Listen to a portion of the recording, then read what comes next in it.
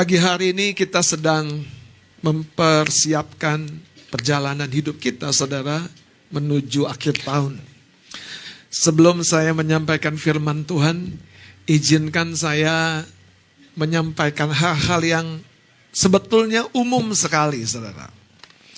Bahwa kita perlu terus menyimak dan memperhatikan keterhubungan kita di rumah Tuhan.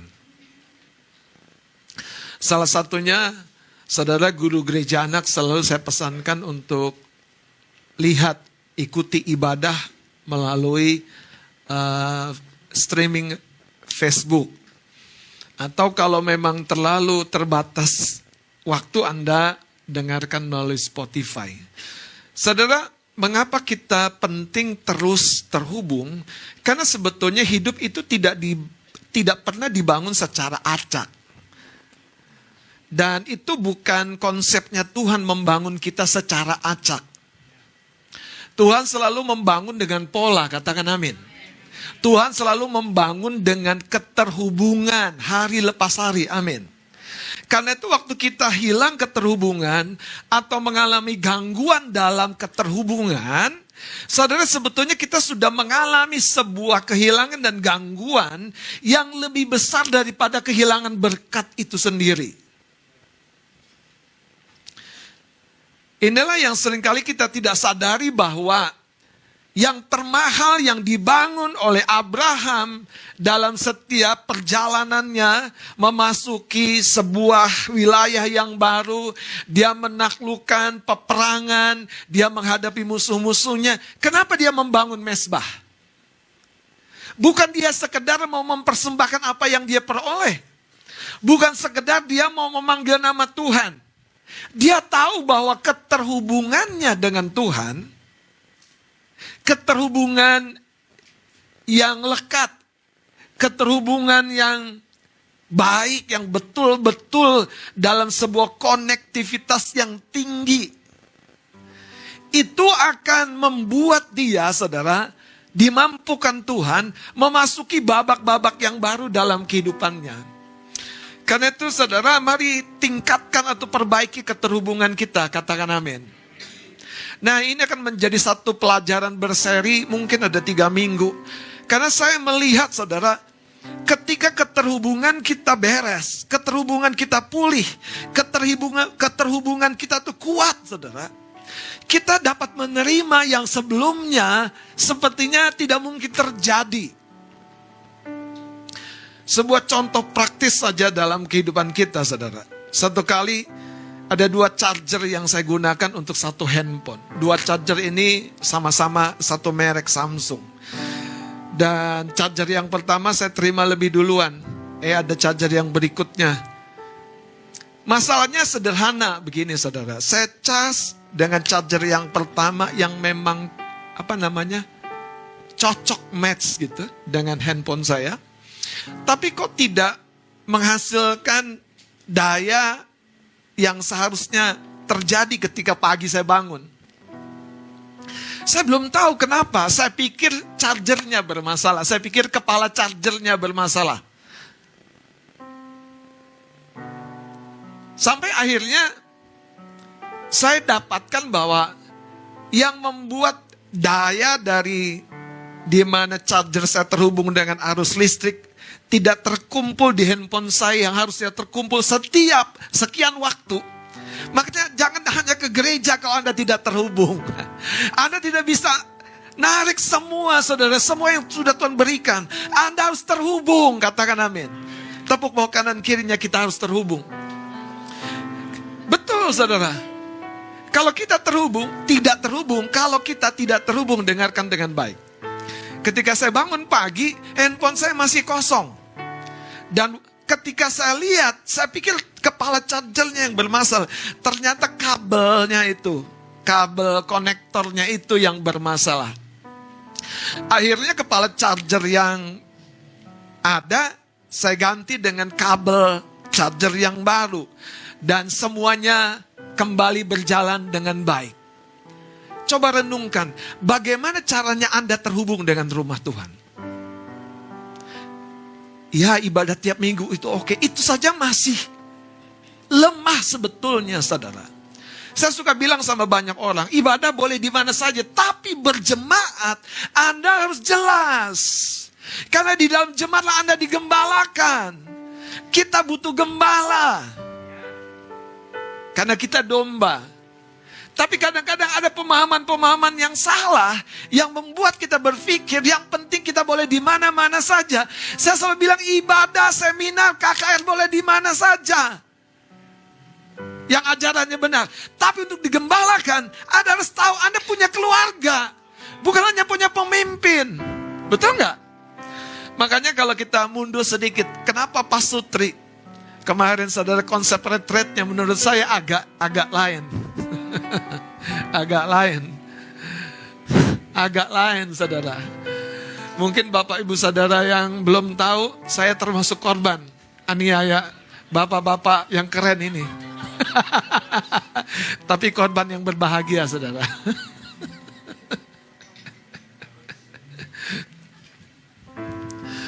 Lagi acara seru di kolam, semua saudara sudah berpartisipasi. Ada beberapa orang yang lagi duduk santai memperhatikan. Saya salah satunya, termasuk Eyangkung. Di bangku kerajaannya itu lagi melihat. Jadi udahlah, tim sergap datang, saudara. Saya disergap. Mungkin masa saya doang, kata Among, itu disergap. Yang lain perlu ngalamin. Saya disergap, Among disergap, semua disergap. Bahkan ada satu Mas Thomas, nggak tahu lagi di ujung mana, dicari sama tim sergap. Kepala pusing diceburin kolam bisa sembuh loh. Kan kalau Eyang sopan, bangkunya diangkat dekat kolam. Turun Yang, turun. Enggak diceburin. Kalau saya diangkat dekat kolam, tolong Bang turun. Tapi yang saya bilang apa? Hubungan kita sembuh. Saya ini bapak, saya ini orang tua kalian gitu loh. Boleh nggak bapak ditonjok? Boleh.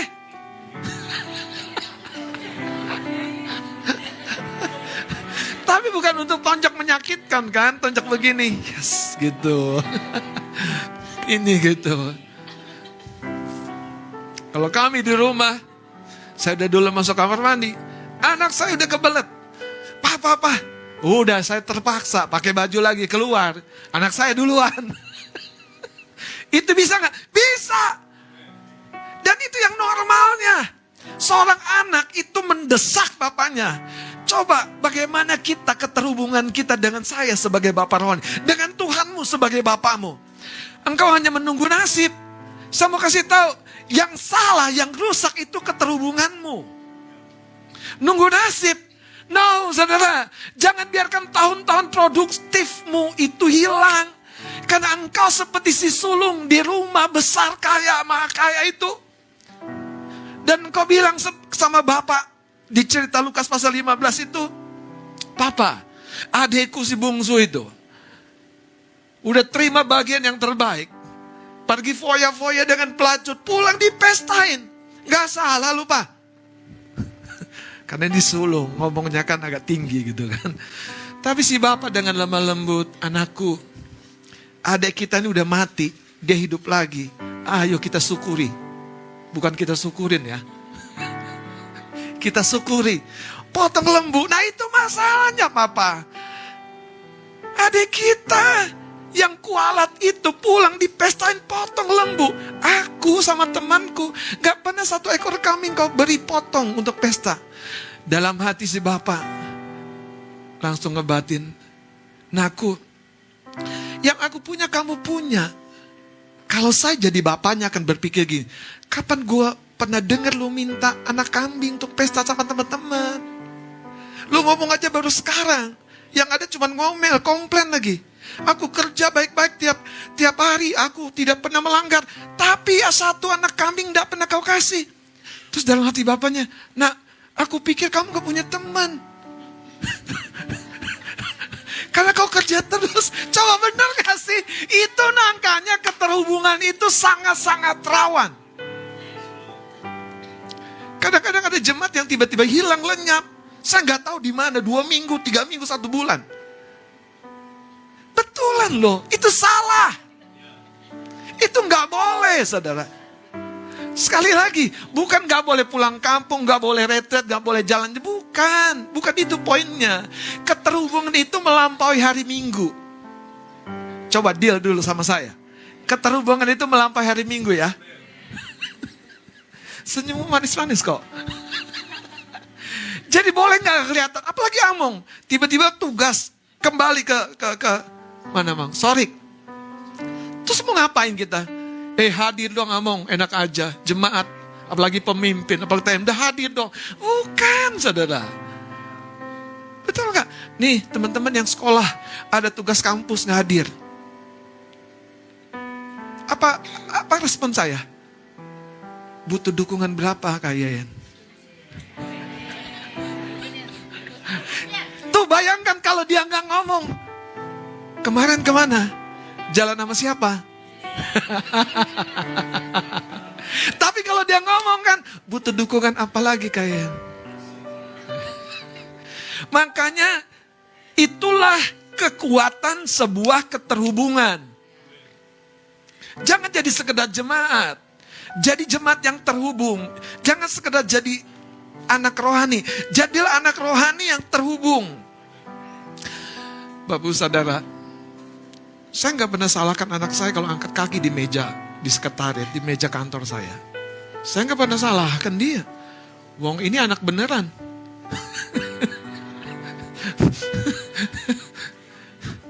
Dia dulu pulang dari sekolah SMP. Angkat kaki kadang satu, kadang dua. Terus apa masalahnya buat saya? Gak ada masalah. Itu saudara, ketika keterhubungan itu punya kemerdekaan dan kehidupan yang sesungguhnya. Bayangkan kalau anakku ini datang sama istriku datang ke sekre gitu. Terus dia duduk, Pak izin Pak, boleh ngadem gak sebentar? Karena di ruang papa adem ada AC-nya. Menyedihkan tau gak? Berkat yang papa punya, boleh gak aku pinjam? Menyedihkan. Saya bilang tadi di mobil, nak, jam yang papa punya, kamu boleh pakai semua. Kalau cocok. Jadi jual. Itu sudah pasti, saudara. Jadi keterhubunganmu itu menentukan siapa engkau di rumah. Keterhubunganmu menentukan apa yang kau bisa dapat, dukungan seperti apa yang kau bisa raih. Kenapa sih keterhubungan sampai di konteks budaya Israel, berkat sulung itu jelas beda dengan si bungsu. Di budaya Batak aja juga jelas keterhubungan. Anak laki-laki dengan anak wanita, itu keterhubungan. Tapi banyak orang tidak peduli. Yang penting gua marga Simanjuntak. Yang penting gua marga Pasar Ibu. Bayangkan kalau satu ketika Anda naik kendaraan umum dan waktu ditanya, marga kamu apa anakku? Disebutkan marga tertentu. Manggil udahlah kamu sama aku. Ya udahlah, gak usah bayar lah. Kapan lagi udah lewat sini? Gitu kan.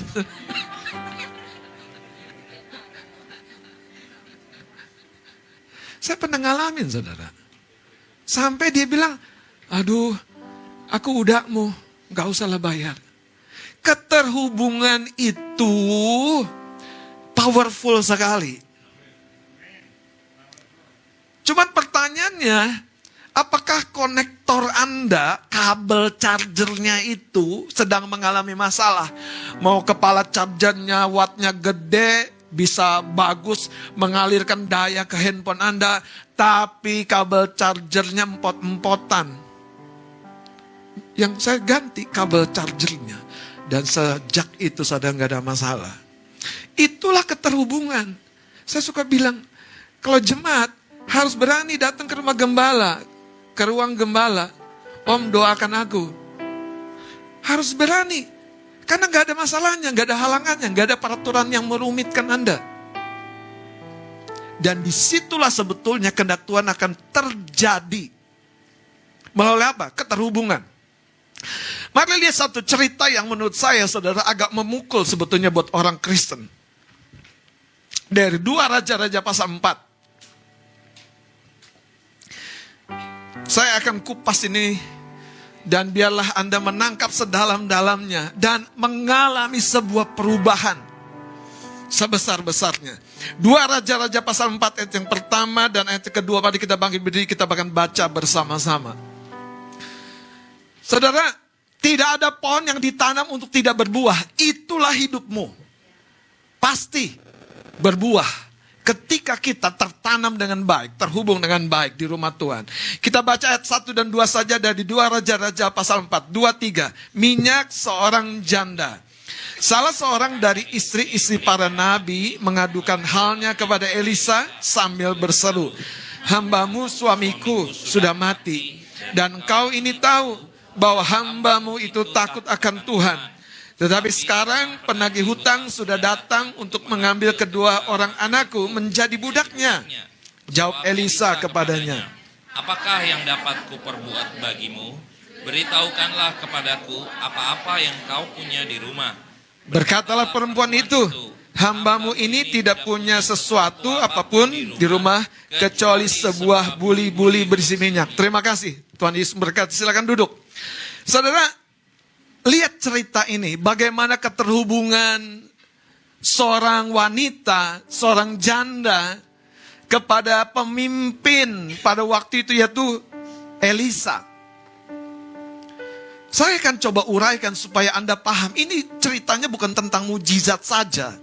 Ini ceritanya bukan sekedar pelunasan hutang, bebas dari hutang saja. Tapi the first, yang pertama-tama, itu dimulai dengan keterhubungan dan jujur. Itulah penyakit yang pertama-tama selalu disuntikan dunia ini. Supaya kau merasa takut, merasa gak enak, merasa gak nyaman, dan menunda-nunda sebuah keterhubungan yang baik dan positif.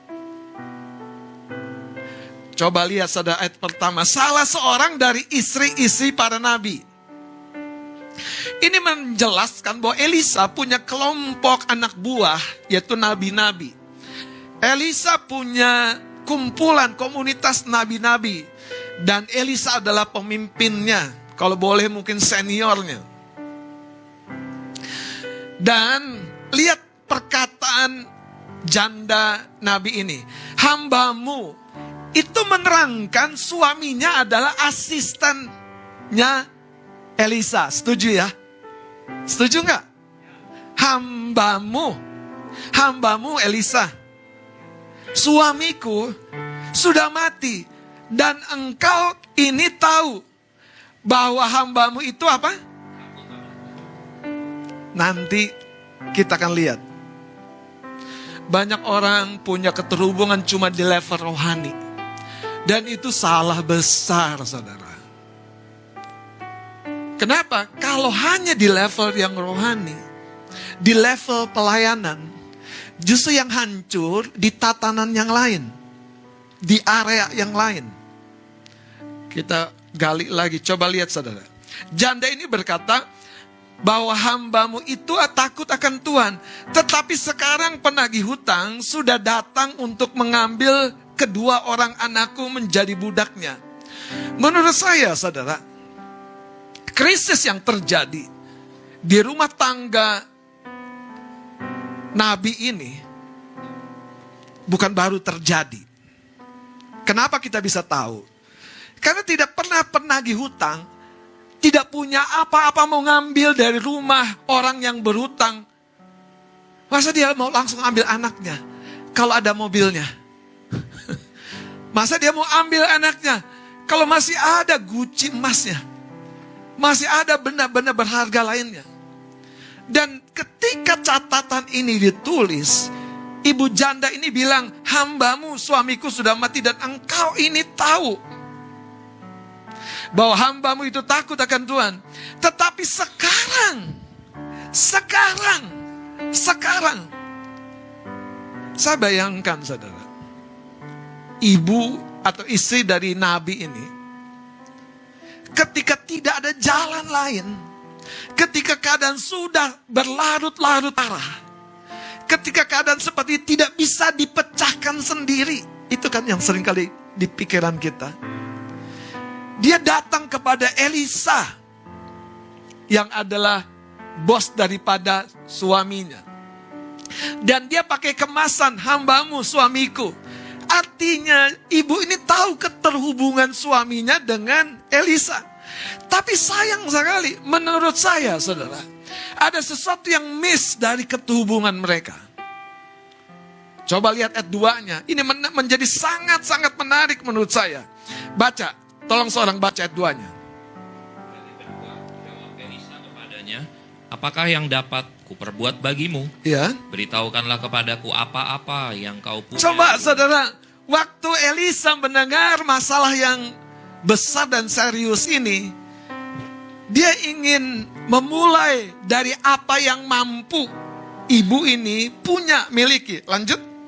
Beritahukanlah kepadaku apa-apa yang kau punya di rumah. Iya. Berkatalah perempuan itu, Lalu ibu janda ini berkata, hambamu ini tidak punya sesuatu apapun di rumah. hambamu ini yang suamiku adalah asistenmu. Hambamu ini yang suamiku adalah takut akan Tuhan. Yang terhubung dengan kau Elisa. Hambamu ini yang sebetulnya terdaftar menjadi bagian dari orang yang terus menerima doa, menerima dukungan. Hambamu ini terus Tidak punya sesuatu tidak apapun punya di sesuatu rumah, apapun di rumah. kecuali sebuah buli-buli berisi minyak. Coba terangkan sama saya, betapa miskinnya keluarga ini yang terhubung dengan nabi besar. Betapa miskinnya keluarga ini. Tetapi waktu Elisa tanya, dia syok dong. Cuma itu yang kamu punya. Betapa syoknya saya sebagai pemimpin. Ketika saya tahu orang yang saya pimpin hancur-hancuran. Dan dia gak pernah cerita. Dan dia gak perlu bawa saya ke masalah yang sebetulnya bisa ditangani lebih awal. Betapa syoknya saya. Gak usah gitu deh. Betapa syoknya Pak Jokowi. Kalau dia misalnya, maaf nih, kalau nyebut nama Pak Luhut itu, orang terkenalnya dia, Opung Luhut itu, tiba-tiba ketiban masalah-masalah yang kayaknya cuman orang yang miskin, cuman orang yang pokoknya orang yang kacauan gitu, yang orang gak ngerti Pancasila, pokoknya orang yang gak tahu sejarah Indonesia melakukannya. Yang saya maksud, saudara, Elisa itu tidak pernah bermasalah dengan penyediaan Tuhan. Elisa tidak pernah bermasalah dengan keajaiban Tuhan untuk menolong. Tetapi masalahnya dengan anak buahnya, keterhubungannya. Dan sangat syok ketika ibu ini bilang, cuman ada satu buli-buli berisi minyak. Jadi jangan langsung gembira masalahnya ditolong. Akarnya di mana? Jangan langsung gembira, hutangnya dibalas. Akarnya di mana? Keterhubunganmu yang baik itu menjauhkanmu dari keterhubungan yang buruk. Tapi dengar nih, baik-baik dengar. Keterhubunganmu yang buruk menjauhkan engkau dari keterhubunganmu yang baik. Itu sangat-sangat jelas. Jadi waktu Anda memilah dan memilih teman yang benar, yang baik, Anda sedang menjauhkan teman yang tidak baik. Gak mungkin Anda baca 2 buku. Hiduplah hari ini untuk hari ini. Hiduplah dan nikmatilah, berfoya-foyalah. Terus 1 buku lagi, bagaimana memanage keuangan hingga kaya raya sukses di masa depan. Yang satu menghancurkan masa depan, yang satu membangun masa depan, gak mungkin. Jadi kalau Anda lihat cerita janda Nabi ini, apa yang terjadi? Dia punya solusi. Itu yang coba saudara harus tangkap. Dia punya solusi buat keluarganya. Saya belum bahas si nabinya ini nih, baru jandanya nih. Halo bapak-bapak. Anda harus bikin gebrakan, amin.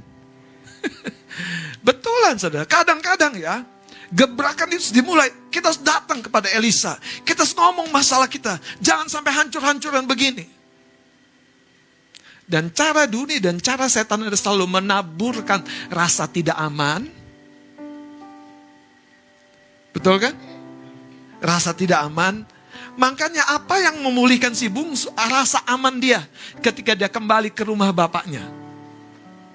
Apa yang menghancurkan si sulung? Rasa tidak aman. Mau ngomong, kamu pesta nak. Mau jalan-jalan. Kadang lo jujur lah. Kalau ada teman-teman anak muda apalagi nih. Bang, aku mau ke Bali. Datang aja, abang mau dukung gak? Pasti mau. Ke Bali mau dukung. Emang kenapa? Bang, aku mau ke Singapura aja. Ada undangan bang. Ngapain? Ya keliling-keliling lah bang. Abang mau dukung gak? Ya dukung doa. Enggak. Bukannya dukung doa.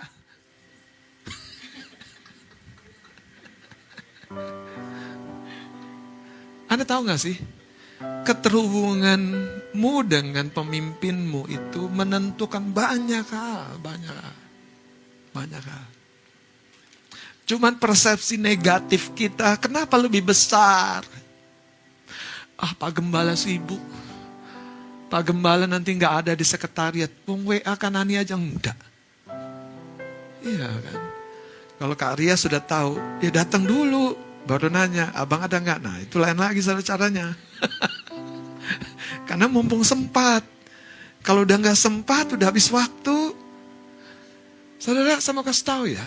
Cerita janda Nabi ini, apa yang hilang pertama-tama itu keterhubungan. Keterhubungan. Sekarang saya mau tengok si Nabi itu.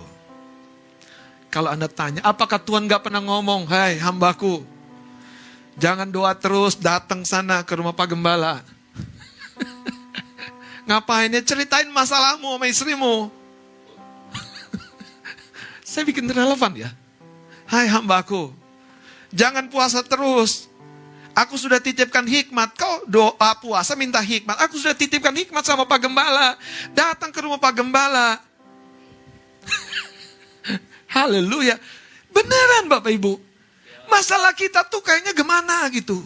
Menjauhkan keterhubungan yang memang sebetulnya Tuhan setting untuk keuntungan kita.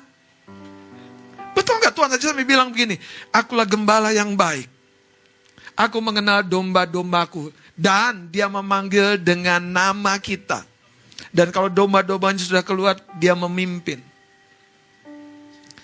Saudara, keterhubungan yang kita baca dari cerita ini menunjukkan bahwa tidak ada satu masalah yang sebetulnya akan berlarut-larut dan menghancurkan kalau yang pertama-tama keterhubungan kita itu pulih. Coba saudara, cerita ini menarik loh. Ayat 2 dulu. Apakah yang dapat kuperbuat bagimu? Ada nggak sertifikat tanah? Ada nggak emas tabungan? Semua nggak ada. Cuman cincin pernikahan, inilah sisanya. Coba, haleluya. Itu pun buat Elisa bukan terlalu masalah. Ini yang saya mau terangkan. Ketika keterhubunganmu baik, yang buat kita tuh masalah besar. Buat orang yang menjadi sumber daya itu, kalau konektormu bagus, bukan masalah apa-apa. Sekarang lihat ayat 3-nya saudara. Lalu berkatalah Elisa sedikit, saya tambahkan sedikit ayat 3. Pergilah mintalah bejana-bejana dari luar, daripada segala tetanggamu, daripada segala tetanggamu. Anda tahu gak sih? Kadang-kadang ya jujur ya, orang yang rohani bilang, gak ada lagi temanku. Aku sudah melepaskan teman-teman duniawiku. Tetangga-tetanggaku udah bilang aku ibu pendeta. Jadi gak mau lagi berteman. Bukan gak mau berteman, Anda mengurung diri. Coba lihat cerita nih, solusinya selalu keterhubungan. Elisa tidak bilang begini, doa puasa. Minta hikmat dari Tuhan. Percayalah masih ada mujizat. Tetapi Elisa berkata apa? Pergi. Coba baca baik-baik ayat 3. Supaya Anda yang malas tegur sapa di gereja ya. Ada yang mau cepat-cepat turun ke bawah. Ada yang datang gereja diem-diem. Semoga gak ada yang menegur aku. Aku aman bisa kembali ke rumahku. Semut aja jumpa saling tegur kan? Kok kita gak saling tegur di rumah Tuhan? Makanya gini. Apa yang membuat keterhubunganmu tuh gak nyaman? Kadang-kadang ya, jujur nih. Penampilan kah? Iya loh, penampilan kah? Kadang-kadang apa coba? Apa? Merasa Anda tuh gak punya harga diri? Yang hebat ya. Makanya Zakius itu tahu kalau aku bisa terhubung dengan pribadi yang sedang dikerumuni orang banyak itu. Rasa berdosaku, masalah keuanganku beres. Makanya Yesus senang sama seorang seperti Zakius. Paham gak yang saya coba pikirin? Yang pertama Yesus mau, turun Zakius, aku mau doain kau. Makanya coba cerna dulu Alkitab dengan benar. Turun Zakius, sini aku doa biar engkau jengkang-jengkang bertobat. Terus Tuhan Yesus bilang ini, kembalikan perpuluhan dengan enggak, bukan itu. Kasih persembahan yang memulaikan, enggak itu. Yesus ngapain? Aku mau. Berbahagialah Mas Adit kalau banyak yang numpang di rumahmu. Yesus itu mengutamakan apa? Keterhubungan. Ini Yesus yang bilang aku mau. Izinkan saya bilang gitu besok ya. Izinkan ya. Oh, nanti rumah langsung rapi semua ya. Langsung tersusun bagus gitu ya. Rumah langsung tertata, langsung harum, langsung clean gitu ya. Gak ada minyak tumpah, gak ada kotoran. Tapi beneran saudara, Yesus bilang apa? Aku mau menumpang. Yesus mengutamakan keterhubungan lebih daripada, maaf nih salah ya. Lebih daripada pengakuan dosanya Zakeus. Saya bukan mau bilang pertobatan. Lebih daripada pengakuan dosanya Zakeus. Jadi teman-teman rohani, dengerin saya. Jangan kau mendesak orang bertobat sebelum kau membangun hubungan. Jangan engkau ngepus orang berubah sebelum kau membangun hubungan. Karena sebetulnya engkau juga tidak punya keterhubungan yang sehat. Yesus enggak begitu. Yesus menerima Zakeus. Ketika dia juga diterima di rumah Zakeus. Bahkan dengan bahasa aku mau menumpang. Gak ada yang terlalu tinggi. Gak ada yang terlalu rendah. Yesus menyamakan dirinya dengan Zakeus. Bahkan duduk bersama dan makan bersama dengan siapa? Kumpulan teman-teman Zakeus. Kalau Anda tahu Maria Magdalena. Dan ketika dia ada jamuan besar itu. Wanita berdosa ini datang kepada Yesus dengan cara yang sangat ekstrim. Yesus tidak pernah terganggu karena dia tahu wanita ini tahu apa yang lebih penting, yaitu keterhubungan dia dengan juru selamatnya. Saudara, kalau Anda hari ini menyadari yang setan dan dunia selalu coba curi dengan aktivitas, dengan apa lagi? Kesibukan, dengan apa lagi? Pressure, tekanan, stres, itu apa?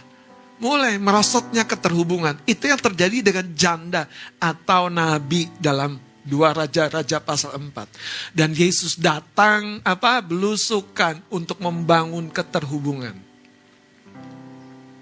Yang ketiga dikatakan, pergilah mintalah bejana-bejana dari luar daripada segala tetanggamu. Bejana-bejana kosong tetapi jangan terlalu sedikit. Jadi jelas. Solusi perubahan hidup kita dimulai dari keterhubungan kita yang pulih. Katakan aku mau pulih dalam keterhubunganku. Saudara, waktu kita terbatas. Namun saya mau membawa Anda dengan cepat memahami apa yang Tuhan mau bangun dalam hidup kita. Buka Matius pasal yang ke-6. Keterhubungan yang buruk kualitasnya akan menghasilkan asumsi-asumsi. Dan persepsi yang tidak tepat, bahkan salah. Keterhubungan yang buruk. Keterhubungan yang buruk. Kalau Anda diceritain seseorang dan tiba-tiba Anda ikutan kesel sama orang yang diceritakan. Ikut kesel, padahal Anda tidak dicurangi, pokoknya apa, Anda tidak ngalami yang diceritakan orang kepada Anda. Itu tandanya bahwa Anda pun tidak punya keterhubungan yang benar dengan orang yang sedang diceritakan. Tapi kalau Anda punya keterhubungan yang baik dengan orang yang diceritakan, digosipkan itu, Anda bilang, kamu jangan gitu, dia nggak begitu. Itu sebabnya keterhubungan itu adalah kunci kehidupan. Itu yang akan membuka banyak pintu-pintu yang saat ini masih tertutup. Keuangan janda ini menghancurkan bukan hanya hubungan suami istri, anak dan masa depan. Makanya saya mau pointer ini kuat-kuat. Dan solusinya keterhubungan.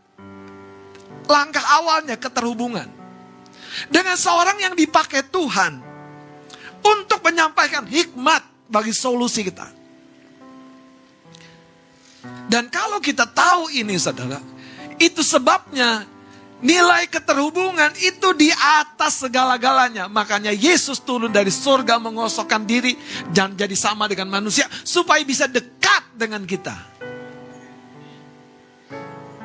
Mari buka Matius pasal yang ke-6, saudara. Ayat yang ke-12 dan 13. Mari kita bangkit berdiri sekali lagi. Kita baca dengan suara yang cukup kuat. Kita baca 2-3. Dan ampunilah kami akan kesalahan kami, seperti kami juga mengampuni orang yang bersalah kepada kami. Lihat, saudara,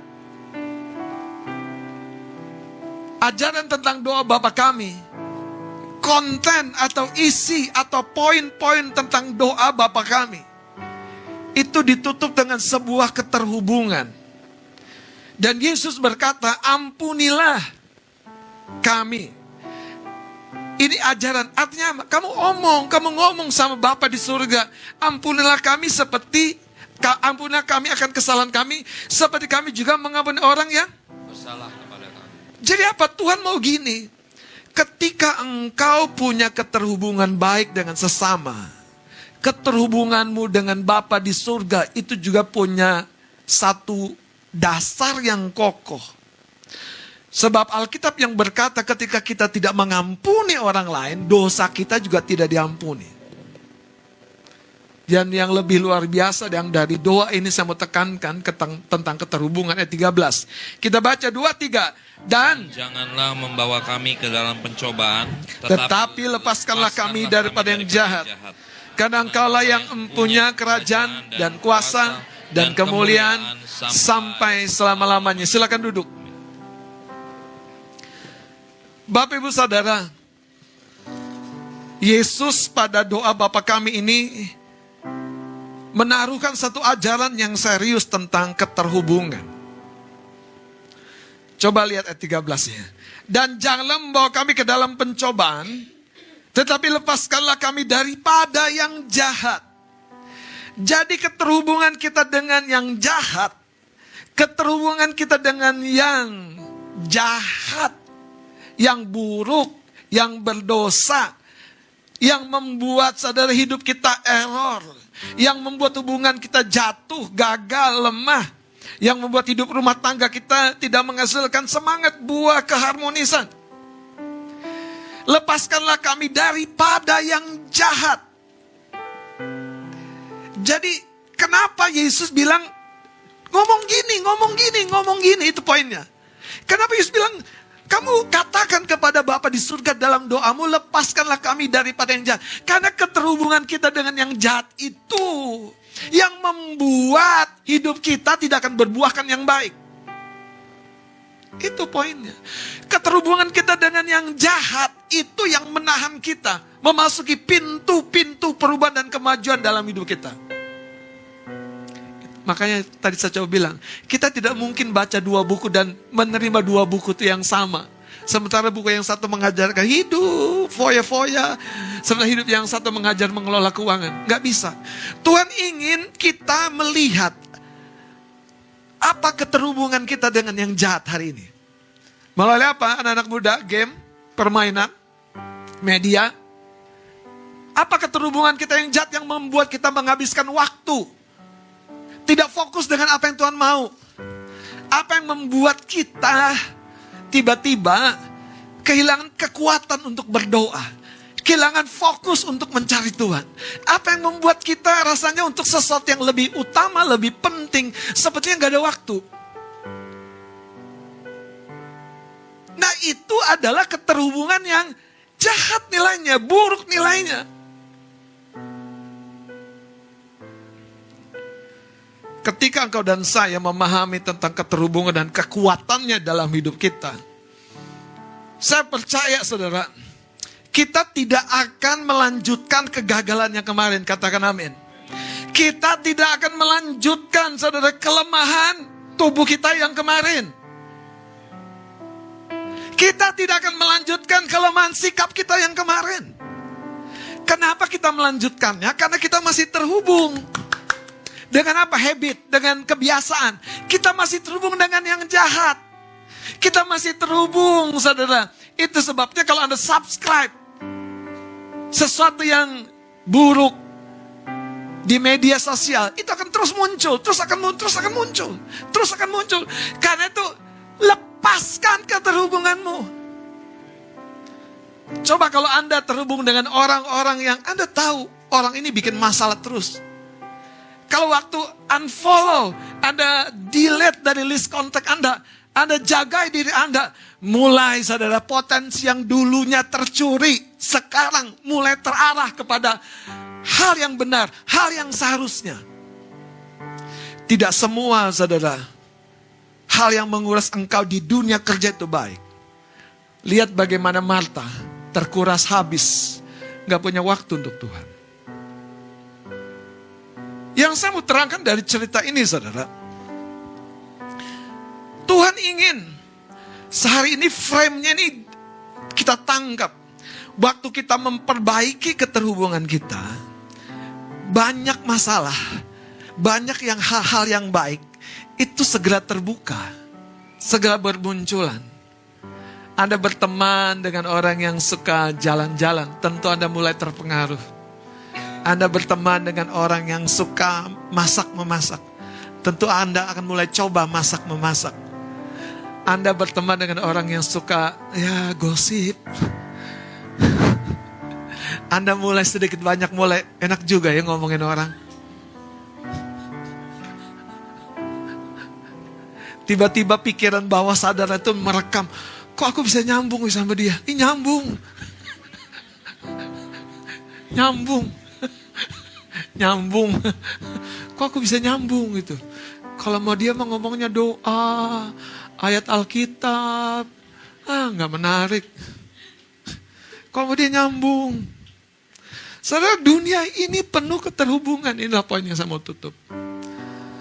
Kita lihat saja ayatnya dari Mazmur. Karena masih panjang sebetulnya, kira minggu depan saudara kita bisa kupas lebih dalam lagi. Mazmur 19. Jadi keberlanjutan hidupmu yang failed, yang buruk, yang baper, karena belum terjadi pelepasan di area itu. Pemutusan hubungan. Engkau masih punya keterhubungan. Tapi kalau udah putus, babak baru sedang dimulai. Amin. Mazmur 19 ayat 1 sampai 4 saudara.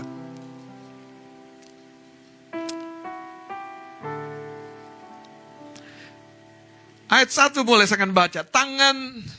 Kemuliaan Tuhan dalam pekerjaan tangannya dan dalam Tauratnya. Untuk pemimpin biduan Mazmur Daud. Langit menceritakan kemuliaan Allah dan cakrawala memberitakan pekerjaan tangannya. Hari meneruskan berita itu kepada, inilah sebuah keterhubungan. Dan malah menyampaikan pengetahuan itu kepada, bahkan menarik ayat 3-nya, tidak ada berita dan tidak ada kata. Suara mereka tidak terdengar, tetapi gema mereka terpancar ke seluruh dunia dan perkataan mereka sampai ke ujung bumi. Tentang apa? Tentang karya Tuhan yang ajaib. Saudara, keterhubungan sesuatu yang sangat kuat sekali, bahkan sangat universal. Kalau Anda punya anak jago matematika, tapi di rumah terus rubah pola belajarnya. Dia harus berani keluar, harus berani tampil, harus mulai berani membangun, menyapa orang. Kalau tidak, setan masuk di area itu. Otak kita bisa brilian, ilmu pasti.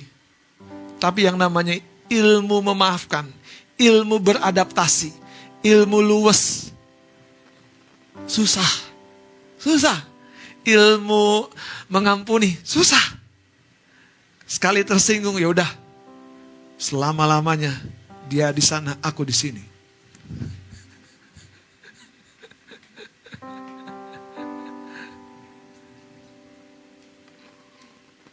Sebelum kita doa ya,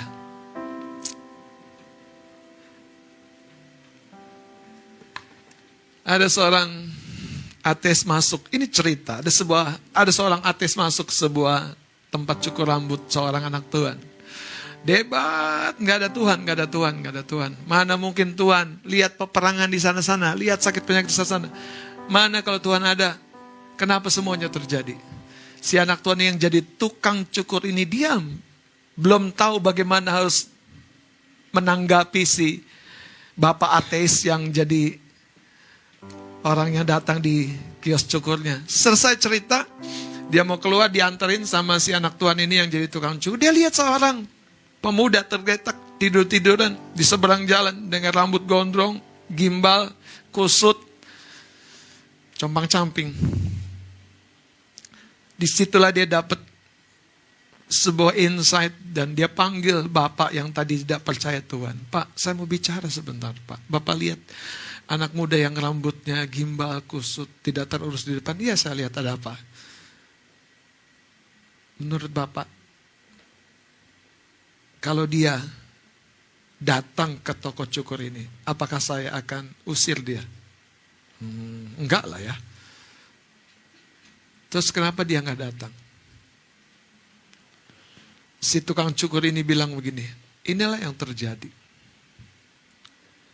Tuhan bukannya tidak ada, Tuhan bukannya tidak peduli, Tuhan bukannya tidak mau membela, tapi seringkali kita tetap berdiri di keadaan kita, tetap berdiri di masalah kita, sementara Tuhan menyiapkan bala bantuannya.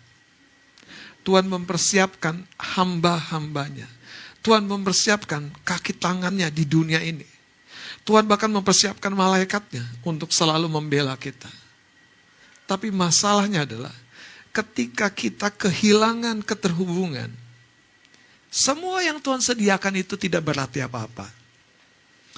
Si bapak ateis itu bilang, benar katamu. Kalau saja pemuda itu datang ke toko cukur ini, saya pikir kamu akan pasti cukur rambutnya dengan baik. Saudara, apakah kita sudah membangun keterhubungan yang baik? Keterhubungan yang kuat di rumah Tuhan. Selalu ada masalah, selalu ada kesusahan, selalu ada hal-hal. Tapi yang paling dicuri, keterhubungan. Itu sebabnya Yesus berkata, kalau kamu doa begini sama Bapa di surga, lepaskanlah kami daripada yang jahat. Keterhubungan yang jahat itu akan merusakkan masa depan kita. Kadang-kadang yang jahat itu maknanya bukan sebuah kejahatan. Yang jahat itu maknanya menguras waktu. Yang jahat itu kadang maknanya menghabiskan sumber daya kita. Yang jahat itu kadang maknanya mengalihkan fokus kita. Itu maknanya, saudara. Itu yang jahat. Sehingga hidup kita tidak berbuah. Tapi hari ini saya percaya, kalau saja kita bisa datang seperti cerita tukang cukur itu, menyeberang jalan, masuk, dan dengan keberanian, Pak, tolong cukur rambut saya tidak punya uang. Tapi saya percaya engkau bisa. Saya percaya keberanian dalam keterhubungan itu yang membuat pemuda gimbal rambut kotor ini akan berubah. Saudara, berapa nangkepnya kita bahwa ada kekuatan di dalam keterhubungan. Seperti hari kemarin harusnya terhubung dengan hari ini.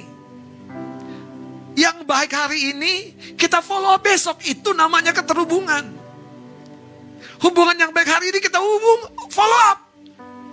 Dan kalau ada sesuatu yang mulai melemahkan itu, yakinlah itu bukan dari Tuhan.